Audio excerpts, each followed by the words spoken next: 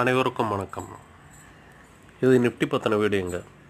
28/6/2024 நாளைக்கு நிஃப்டி என்ன ரேஞ்ச் இருக்குன்னு சொல்லிட்டு என்னுடைய எக்ஸ்பெக்டேஷன்.